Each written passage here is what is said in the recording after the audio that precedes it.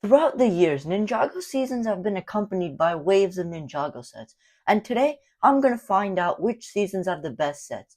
So join me as I rank the top 10 Ninjago set waves. Starting off with number 10, we have the Hands of Time wave. The smaller sets in this wave aren't anything too special, but serve as decent toys for kids. However, I think that this wave is really carried by the larger two sets, the Dawn of the Iron Doom and the Dragon's Forge.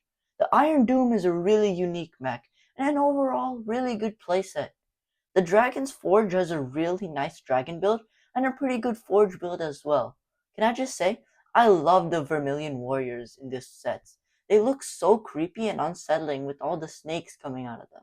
At number 9, we have the SOG wave. There aren't that many sets in this wave, but I think that all of these sets are really good. There are a lot of vehicles in this wave, and all of them are done really well. My personal favorite is the Ninja Nightcrawler, but I can't forget all the cool bikes like Kilo's bike and the bikes in the Snake Jaguar set. The Katana V11 is small but cute, and the SOG headquarters looks like a super fun playset. The minifigures in this wave are really good, and this whole wave is topped off by the Temple of Resurrection, which is a fantastic temple with a really nice transformation feature. Next up, we have Seabound. Despite being another small wave, I don't think there's a single bad set in this one. The Hydromech and Subspeeder are small but fun vehicles that are great for kids, but where this wave really gets good are the big sets. Starting off with the $70 Water Dragon, it has such a smooth look and I think it fits the water aesthetic. The Temple of the Endless Sea isn't one of the best temples, but I love the Wojira build included, and it is pretty fun to play with. Finally, the Hydro Bounty. While it is a little expensive, it is one of the best bounties, and I placed it really high up when I ranked all the top 10 Ninjago vehicles, so you should definitely go check out that video after this one. Overall, this wave also is one of my favorite minifigures, NRG Nia, which really pushes this wave up. Continuing down the list, with number 7, we have the Hunted or Season 9 wave. Again, I don't think there's a single bad set in this one. The Throne Room Showdown is one of my favorites as it contains 5 minifigures for like $20. The 2 dragons in this wave aren't bad either, and all the Dragon Hunter sets are phenomenal. The Diesel Nut is such a unique vehicle, and the Dragon Pit looks like one of the most fun sets to play with and display. A really nice wave overall. Next up, at number 6, is the Season 11 wave. This wave has 2 types of sets, from the Fire Chapter and the Ice Chapter. My favorite set from the Fire Chapter has to be the Fire Fang. It pulls off the snake aesthetic perfectly, and I just love the pieces of vinyl along the neck to create a hood. The Land Bounty is also nice, but a bit too weird for my liking. In the Ice Chapter, my favorite set is Lloyd's Titan mech, but the Castle of the Forsaken Emperor is a close second. Overall, a lot of the sets in this wave are really good, even the ones I didn't talk about. Now entering the top 5 with Season 5, Possession. I just love the ghostly vibe all of these sets have with the use of trans green. The vehicles in this wave are pretty good, especially the Chain Cycle Ambush. I just love the Titan mech battle, and I really hope we get more 2-in-1 sets like these. The 2 dragons are some of the best dragons when this wave was released, and the Master Wu dragon is a classic. The Destiny's Bounty is a bit funky, but I think it was pretty good for its time. The City of Styx is a really good playset with a really good minifigure selection, and of course this wave is bolstered by the flagship set, the legendary Temple of Air Jitsu. Next up, at number 4, is the Crystallized wave. This was the final season of the Ninjago show that lasted between 2019 and 2022, and the designers did a fantastic job on this wave.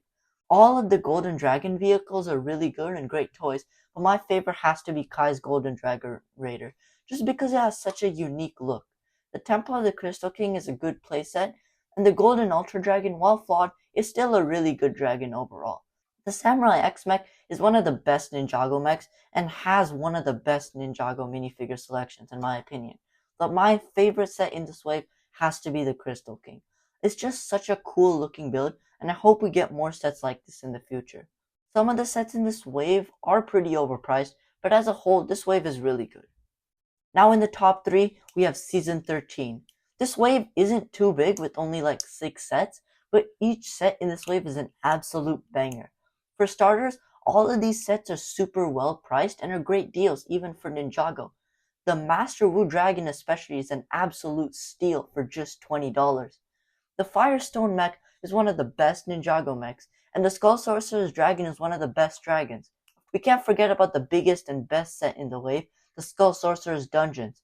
This is a top 10 Ninjago set for me and pushes this wave all the way up to number 3. In 2023, Ninjago had kind of a soft reboot as it came out with Dragons Rising Season 1.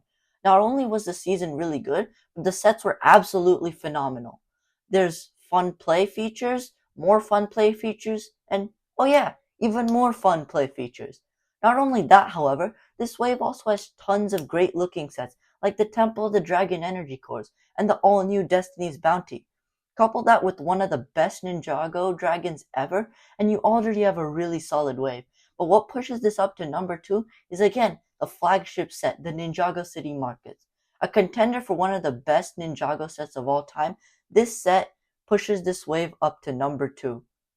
This wave was so close to being number 1, but our number 1 spot has to go to Dragons Rising Season 2. Now, I know this is kind of unfair, because this season did have 3 waves, but I gotta give credit where credit's due, and the designers really did a fantastic job on this one.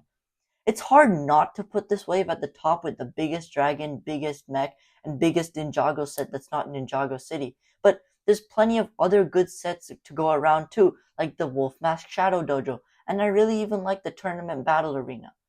I mean, there is one terrible set, and 2 prices which are way too expensive, but overall, that doesn't detract from the fact that a lot of these sets are fantastic. I think, as a wave, this is the best one out there. So I think that's gonna do it for this video. Make sure to like and subscribe, and comment down your top 10 Ninjago waves. Other than that, see you in the next one.